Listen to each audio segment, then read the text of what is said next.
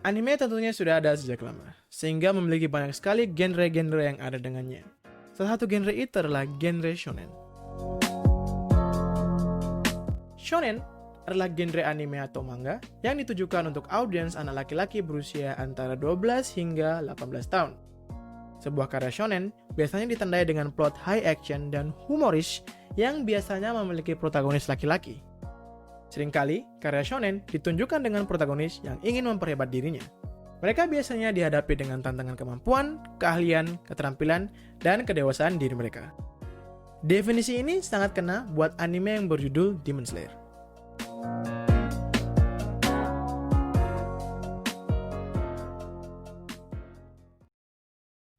Kalau kalian sudah menonton podcast Katanya Wibu mengenai Demon Slayer, kalian pasti tahu ini anime itu apa. Tapi, bagi kalian yang belum, mari kita mulai dari awal.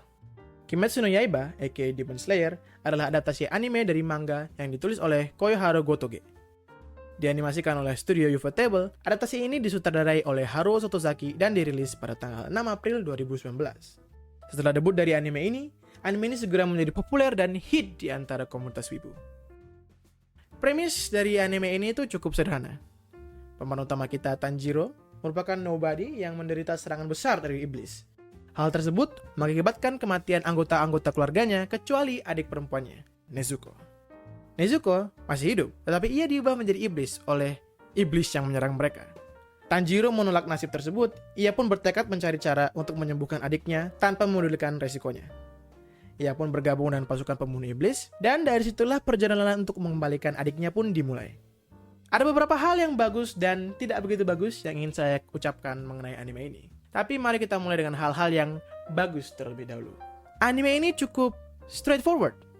Keuntungan dari menonton anime shonen adalah plotnya yang tidak ribet. Tanjiro ingin mencari obat untuk adiknya, dan tentu saja itulah main purpose dari anime ini. Begitu juga adaptasi dari anime ini. Adaptasi ini sangatlah faithful, dan dengan demikian tidak memiliki banyak filler yang ditambah-tambahkan, seperti beberapa anime shonen lainnya. Mulai dicerna dan sangat menghibur, terkadang dua hal tersebutlah yang dibutuhkan untuk menarik penonton. Salah satu hal yang sangat menarik juga dari anime ini adalah animasinya. Bagi kalian yang tidak tahu karya Ufotable, ini adalah anime yang tepat untuk memulainya. Anime ini menggunakan elemen 3D CG yang dimix secara seamless dengan animasi 2D. Animasi seperti ini, jika dilakukan dengan benar, akan terlihat menakjubkan, dan anime ini adalah hasil dari yang benar itu. Animasinya sangat mulus, dibuat dengan baik, dan patut sekali untuk dipuji. Setiap urutan aksi sangatlah menakjubkan, dan juga memukau. Jika Anda mencari animasi yang bagus di anime, saya merekomendasikan ini kepada Anda. Selain itu juga, Demon Slayer memiliki music score yang sangat wah.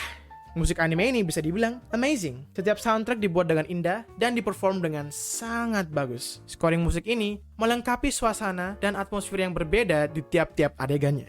Begitu juga lagu pembuka dan ending yang sangat pas. Bisa dibilang musik score anime ini sangatlah epic. Nah, let's address the elephant in the room. Anime ini tidaklah sempurna.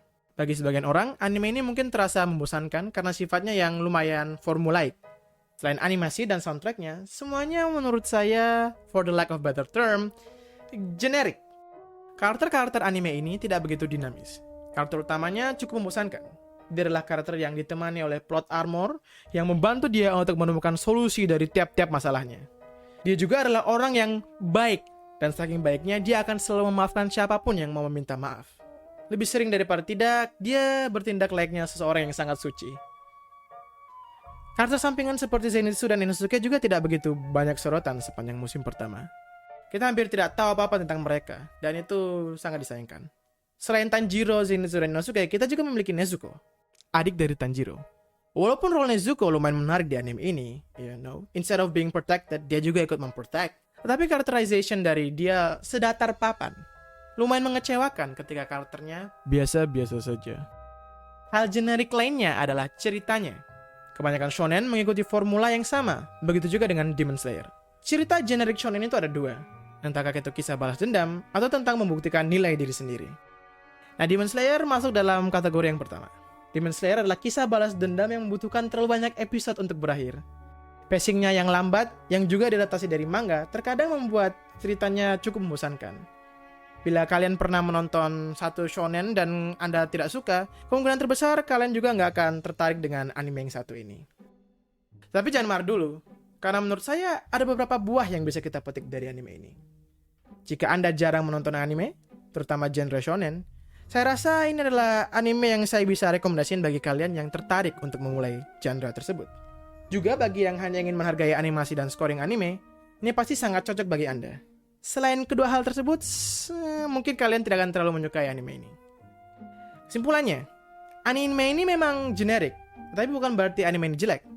Animasi dan soundtracknya yang sangat fascinating patut dipuji, tetapi cerita dan karakternya cukup tipikal dan tidaklah begitu istimewa. Tapi hal ini janganlah dijadikan suatu patokan untuk menilai suatu anime. Kita juga harus mempertimbangkan animasinya, music score, voice acting, dan banyak hal lainnya. Dengan hal-hal yang setelah saya sebutkan tadi, saya merekomendasikan anime ini kepada orang-orang yang ingin memulai anime shonen, dan kalian yang menyukai animasi yang smooth beserta soundtrack yang epic. Sekali lagi, anime ini nggak jelek, tapi emang generik. Baik, sekian dari review kali ini. Bila kalian suka, kalian bisa klik like. Kalau nggak suka, ya di dislike. Terus juga kalau kalian belum subscribe, klik tombol subscribe-nya. Saya biasa melakukan live stream pada akhir pekan dan ada beberapa video podcast di channel ini. Tunggulah episode seperti ini di kedepannya. Sampai jumpa.